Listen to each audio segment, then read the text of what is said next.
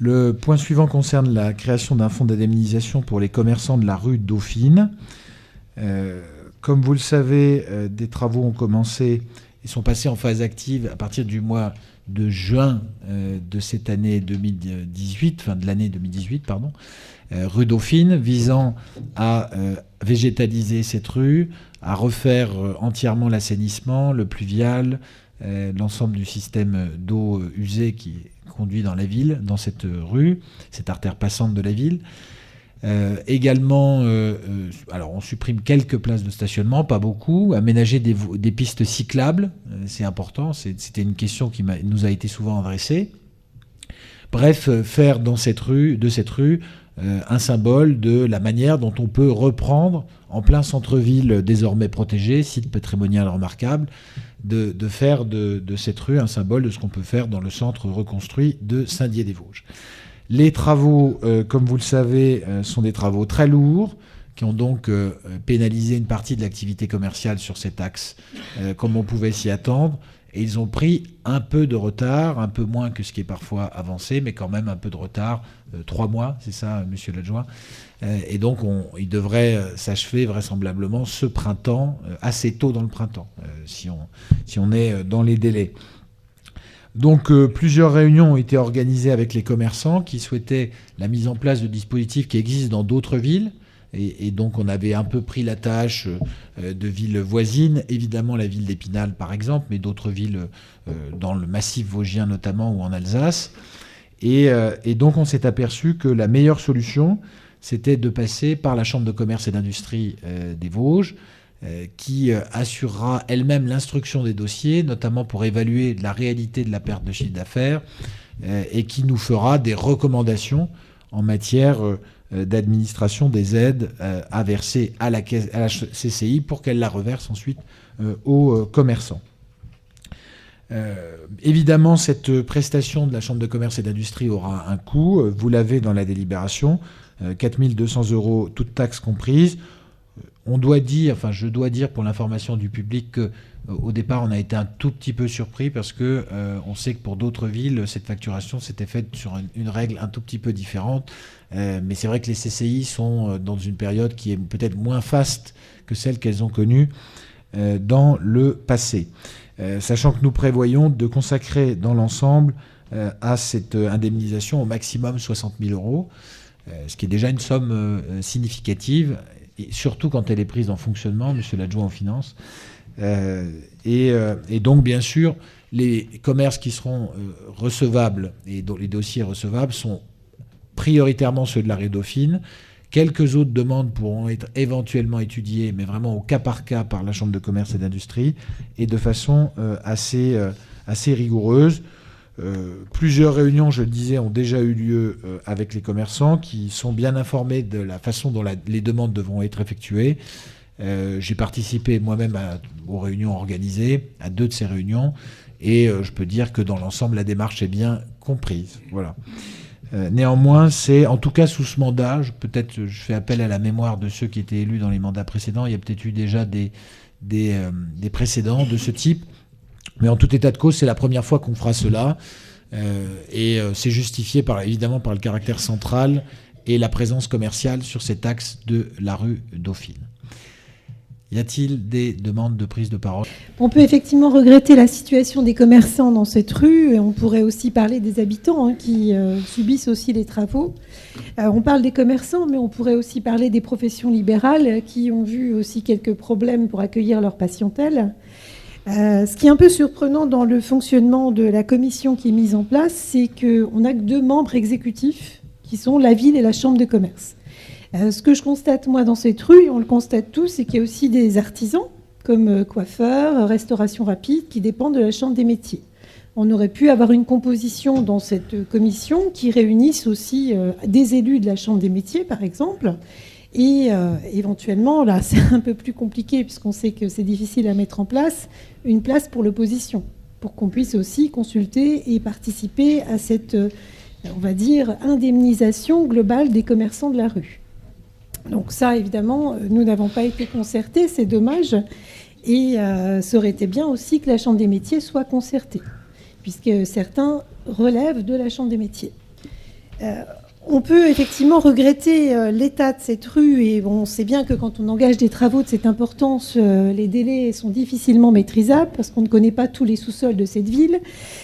Simplement, il y a des choses qui nous paraissent d'ores et déjà surprenantes, comme le plan d'aménagement. On nous a déjà signalé, et des artisans nous l'ont signalé, que quand on croise une camionnette ou un petit camion de chantier et une voiture dans la partie qui a été réduite de la rue, ça peut poser problème pour les rétroviseurs, hein, clairement. Donc on s'inquiète, sachant que de l'autre côté, on aura à la fois les piétons et les cyclistes qui vont être sur un côté de la rue, on imagine, puisque on n'a pas obtenu jusqu'à présent un plan d'aménagement clair de la rue.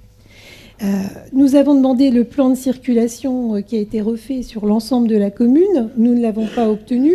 La première demande date du 28 juillet 2018 et nous ne l'avons toujours pas à ce jour, puisqu'apparemment la facture n'est pas réglée en totalité. Et donc c'est la raison pour laquelle on nous oppose ce refus.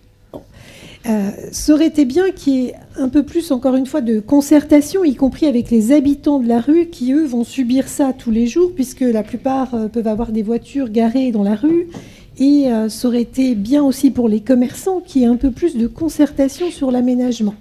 Ça nécessiterait effectivement la mise en place d'une commission de travail qui n'a pas été mise en place sur ce type d'aménagement de centre-ville. On est quand même sur une grande modification de la circulation et de l'aménagement. Un petit peu de concertation aurait été intéressante. Oui, il y a eu des réunions au moment de la présentation du plan des travaux aux commerçants. Vous n'y étiez pas, certes, mais des élus de la ville étaient présents. Et si vous interrogez les habitants, ils ont tous reçu un flyer dans leur boîte aux lettres, les informant donc de l'endroit où ils pouvaient consulter le plan, où ils pouvaient faire part de leurs remarques. Donc, on peut toujours faire mieux. Vous savez, c'est un peu comme la communication, la concertation. On n'en fait jamais assez. En même temps, ça coûte toujours trop cher. C'est ce qu'on dit souvent.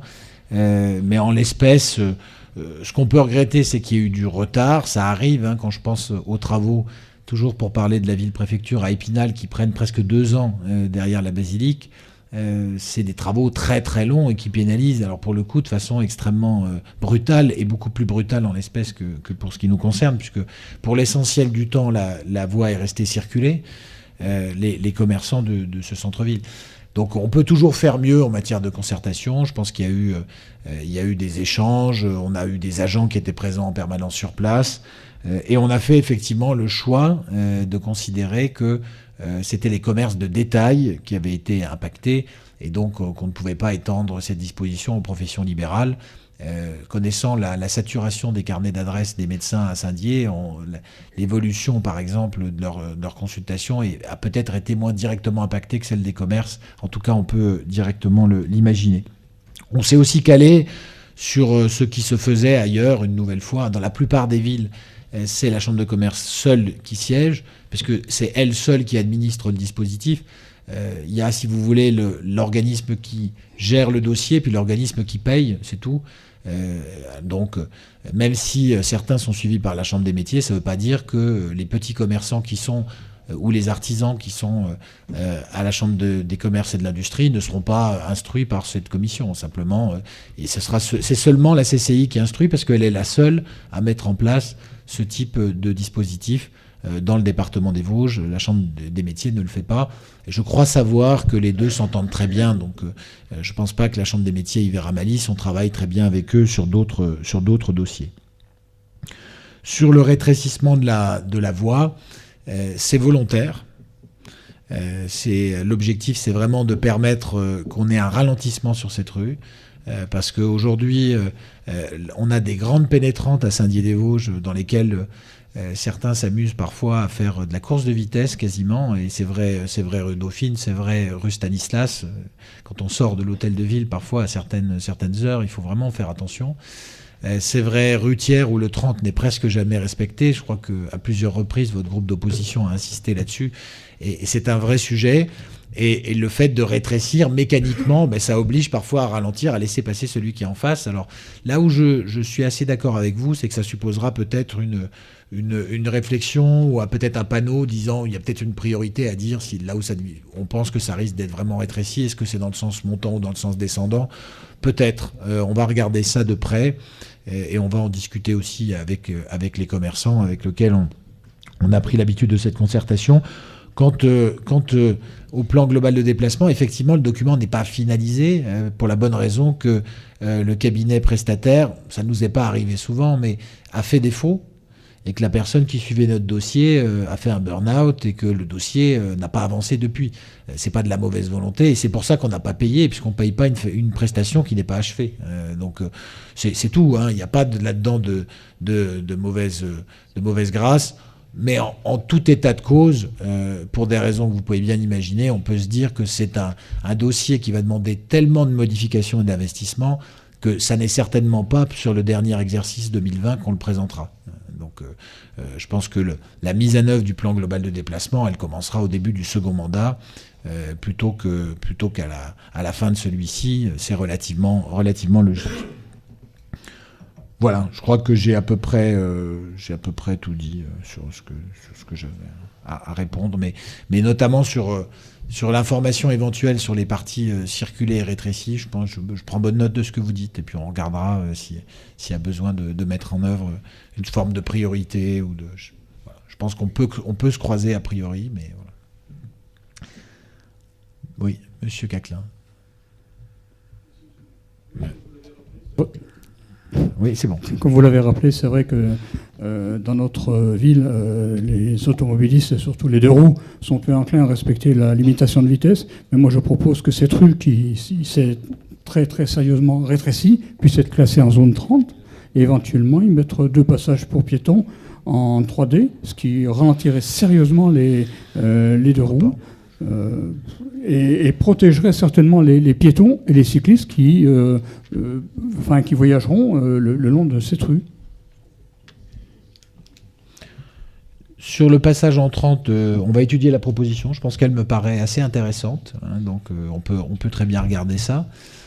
Sur les passages piétons 3D, je laisserai peut-être l'adjoint étudier la proposition puis revenir vers vous, le cas échéant, sur leur positionnement et sur les difficultés qui sont à mettre en œuvre dans ce type et puis sur les budgets nécessaires à trouver supplémentaires, mais on peut très bien ne faire les travaux que dans une deuxième... en 2020, on refait des choses, mais on verra. Mais je prends bonne note, notamment sur le 30, c'est une proposition qui mérite d'être étudiée, je crois. On en reparlera, on vous recontactera pour parler de ça. Est-ce qu'il y a d'autres suggestions, d'autres propositions ?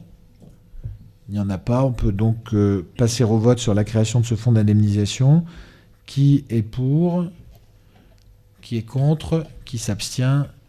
Et évidemment, il sera rendu compte devant le Conseil des décisions qui seront prises par ce fonds.